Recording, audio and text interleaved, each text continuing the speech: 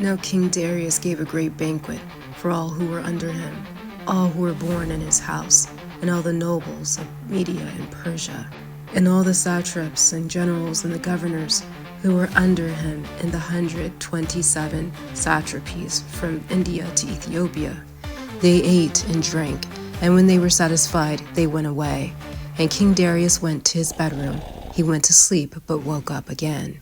Then the 3 young men of the bodyguard, who kept guard over the person of the king, said to one another, "Let each of us state what one word is strongest, and to the one whose statement seems wisest, King Darius will give rich gifts and great honors of victory. He shall be clothed in purple, and drink from gold cups, and sleep on a gold bed, and have a chariot with gold bridles, and a turban of fine linen, and a necklace around his neck. Because of his wisdom he shall sit next to Darius, and shall be called kinsman of Darius." Then each bodyguard wrote his own statement, and they sealed them, and put them under the pillow of King Darius, and said, "When the king awakes, they will give him the writing, and to the one whose statement the king and the 3 nobles of Persia judge to be wisest, the victory shall be given according to what is written." The first wrote, "Wine is strongest." The second wrote, "The king is strongest." And the third wrote, "Women are the strongest. But above all things, truth is victor." When the king awoke, they took the writing and gave it to him, and he read it.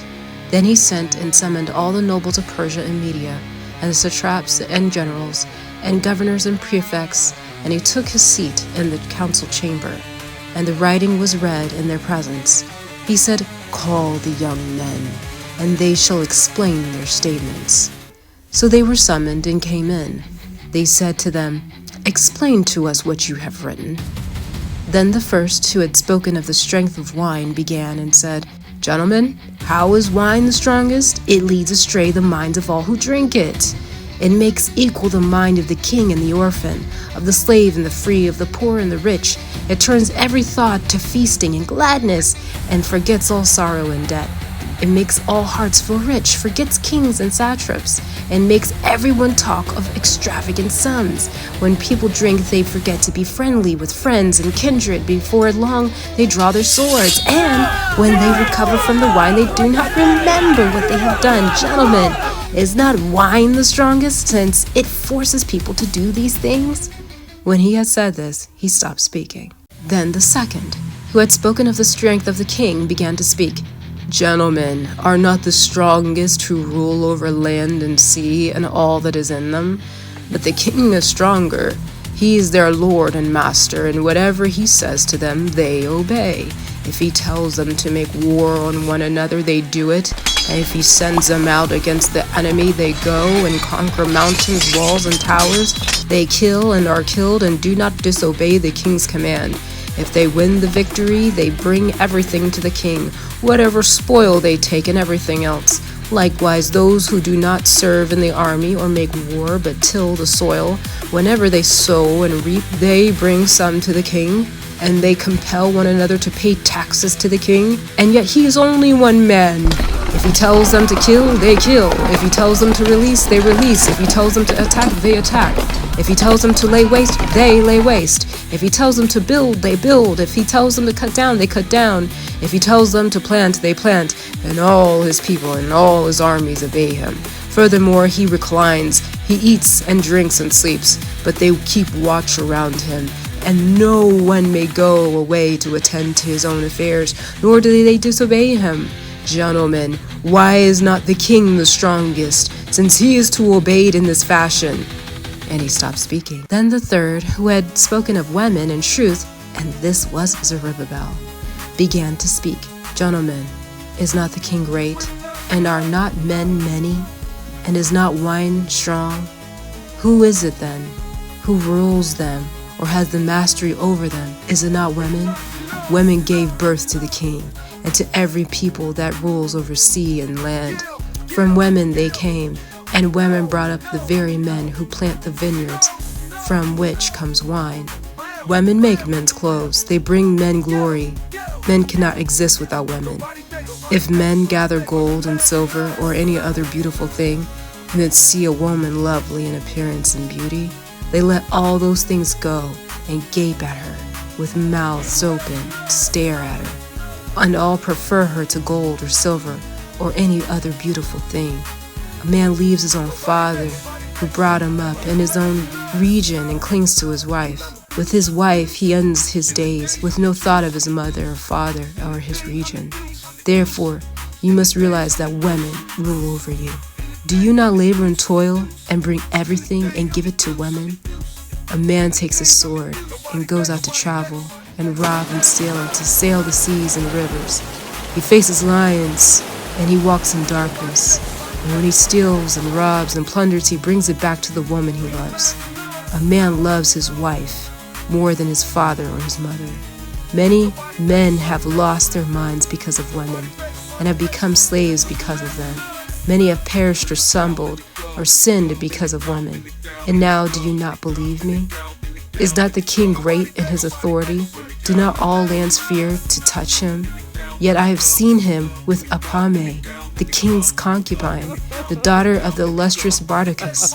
She would sit at the king's right hand and take the crown from the king's head and put it on her own and slap the king with her left hand. At this the king would gaze at her with mouth agape. If she smiles at him, he laughs. If she loses her temper with him, he flatters her, so that she may be reconciled to him. Gentlemen, why are not women strong, since they do such things? Then the king and the nobles looked at one another, and they began to speak about truth.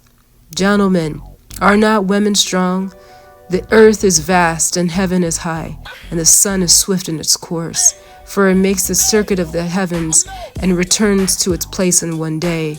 Is not the one who does these things great? But truth is great and stronger than all these. The whole earth calls upon truth, and heaven blesses it. All the works quake and tremble, and with it there is nothing uprighteous. Wine is unrighteous, the king is unrighteous, women are unrighteous, all humans are unrighteous, all their works are unrighteous, and all such things. There is no truth in them, and in their unrighteousness they will perish. But truth endures, and is strong forever, and lives and prevails forever and ever. With it there is no partiality or preference, but it does what is righteous instead of anything that is unrighteous or wicked. Everyone approves its deed, and there is nothing unrighteous in its judgment. To it belongs the strength and the kingship and the power and the majesty of all things. Baruch be the El of truth. When he stopped speaking, all the people shouted and said, "Great is truth and strongest of all! Great is truth and strongest of all!" Then the king said to Zerubbabel, "Ask what you wish, even beyond what is written, and we will give it to you, for you have been found to be the wisest. You shall sit next to me and be called my kinsman." Then he said to the king, "Remember the vow that you made on the day when you became king to build Jerusalem and to send all the vessels that were taken from Jerusalem, which Cyrus set apart when he began to destroy Babylon and vowed to send them back there? You also vowed to build the temple which the Edomites burned when Yehuda was laid waste by the Chaldeans. And now, O Lord, the king, this is what I ask and request of you, and this befits your greatness.